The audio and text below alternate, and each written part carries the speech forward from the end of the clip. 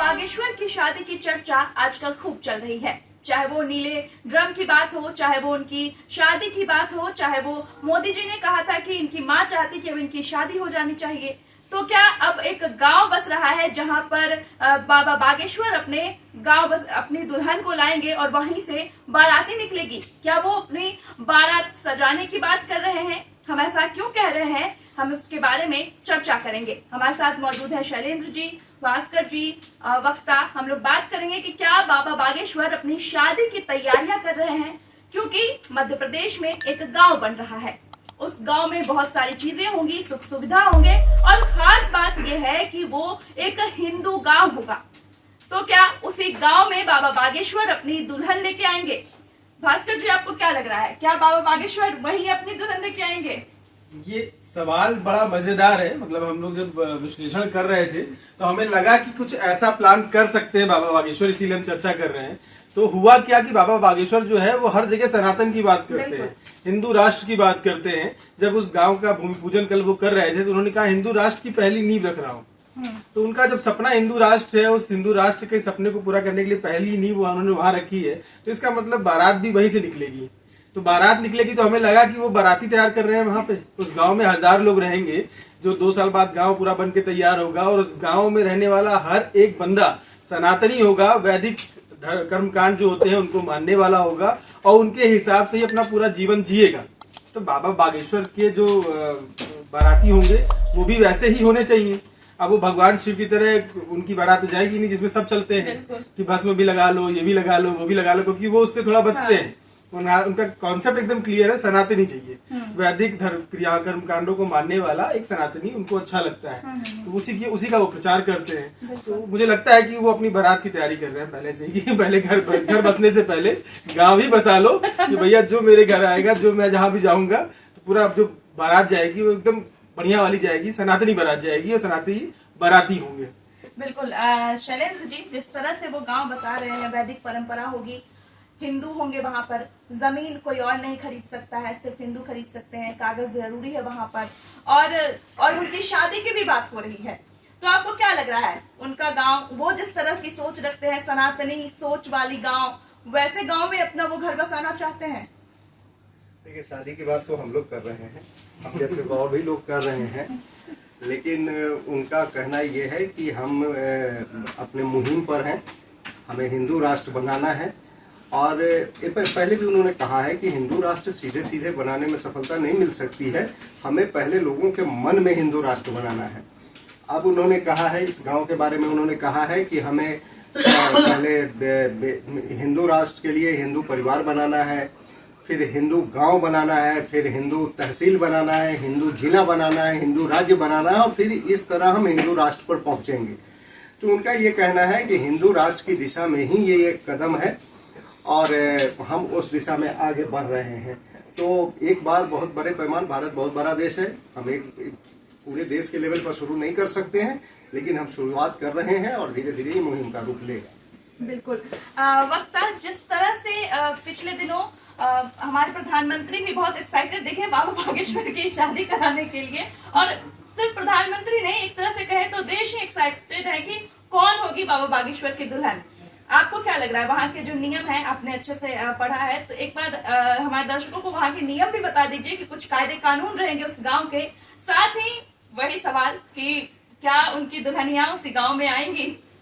बिल्कुल। देखिए, बाबा बागेश्वर का गांव बस रहा है, वो खुद इस गांव को बसा रहे हैं, तो साफ तौर पर जिन नियमों का, कायदे कानून का वो हमेशा से बात कहते रहे हैं, तो वही पालन वो चाहेंगे कि जब उनकी दुल्हनियां आए शादी होकर, तो वो उसी गांव में आए और उसी वैदिक संस्कृति को अपनाए जो वो चाहते हैं। सनातन संस्कृति, वैदिक संस्कृति को ही अपनाकर वो उस परंपरा को आगे बढ़ाएं जिसकी वो उम्मीद हर भारत में रहने वाले हर एक नागरिक से कर रहे हैं। तो जहां तक एक कायदे कानून बहुत सख्त रहने वाले हैं उनके, जैसे कि हमेशा वो जिस तरह से प्रधानमंत्री नरेंद्र मोदी और योगी के गुणगान भी करते रहते हैं, कायदे में रहोगे तो फायदे में रहोगे, तो वही कुछ उनका इसी पर आधारित कोई नियम, कायदा, कानून हो सकता है कि आप उसी तरह से चलिए जो वैदिक संस्कृति को, लोगों को एक सनातनी परंपरा समझाने की कोशिश करेगा। और साफ तौर पर ये कहना तो अभी मुश्किल होगा कि जो दुल्हनिया होगी वो उसी गांव की होगी, किसी आसपास के भी गांव की हो सकती है, लेकिन हाँ ये जानने नहीं, के लिए नहीं, लोगों उस को गांव की होगी, मतलब लाएंगे क्या उसी गांव में, क्या वही गांव उस दुल्हनिया का सुख संसार जो बोलते हैं प्यारा सा संसार बसाएगी वही। हो सकता है ऐसा, शायद यही मन में हो बाबा बागेश्वर के कि यहीं से वो अपने जो वैवाहिक जीवन की शुरुआत है वो वहीं से करें, जहां से एक हिंदू राष्ट्र को बनाने की शुरुआत की नींव उन्होंने रखी है। तो जहां तक है हो सकता है, लेकिन बहुत ही ज्यादा इंटरेस्टिंग रहेगा और देखना भी बहुत दिलचस्प होगा कि आखिर बाराती भी उन्होंने सनातनी ही रखने की तैयारी अभी से कर ली है। बिल्कुल बिल्कुल। एक चीज यहाँ ध्यान देने वाली है, शायद आप एक चीज बताना भूल गई कि वो जो गांव है वो गढ़ा में बन रहा है।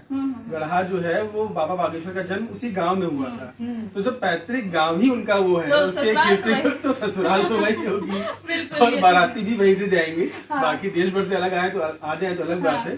तो उन्होंने अपने गांव में ही दूसरा गांव बसाया हिंदू राष्ट्र के नाम पर। तो वो बेसिकली अपने आप को एक जो सनातन के जो पुरजोर मुखिया या अगुवाई करने वाले जो संत हैं उसके हिसाब से अपनी एक छवि बना रहे हैं। उस छवि के अनुसार बहुत सारी चीजें, बहुत सारे आकलन, बहुत सारे विश्लेषण हम लोग कर रहे हैं। उसी में से एक विश्लेषण है कि शायद शादी हो तो बाराती वहां से जाए। तो बाकी इसके लिए वो नीले ड्रम से डरता हूँ, वहां पे महिलाओं को समझाना कि धर्म कर्म के पास रहो, तो बहुत सारी चीजें इससे जुड़ रही थी, इसलिए ऐसा विश्लेषण हम लोग कर रहे हैं। थोड़ा मजाकिया हो सकता है, लेकिन मुझे लगता है कि विश्लेषण होता है, हर मुद्दे पे होता है, और शादी की उम्र उनकी हो चुकी है तो इस तरह की बातें होंगी। नहीं भास्कर जी, यही सवाल मेरा था कि पिछले दिनों हम लोग मेरठ भी गए थे, कथा थी, बाबा बागेश्वर भी मेरठ में थे, नीले ड्राम वाला कांड भी मेरठ में हुआ था। वहाँ की महिलाएं नीले ड्रम और बाबा बागेश्वर की शादी से कुछ ज्यादा ही एक्साइटेड दिख रही थी। वो लोग बता भी रही थी। तो आपने क्या समझा जो महिलाएं बोल रही थी बाबा बागेश्वर की शादी के बारे में, और नीले ड्रम का भय जो था वो किस तरह था महिलाओं में?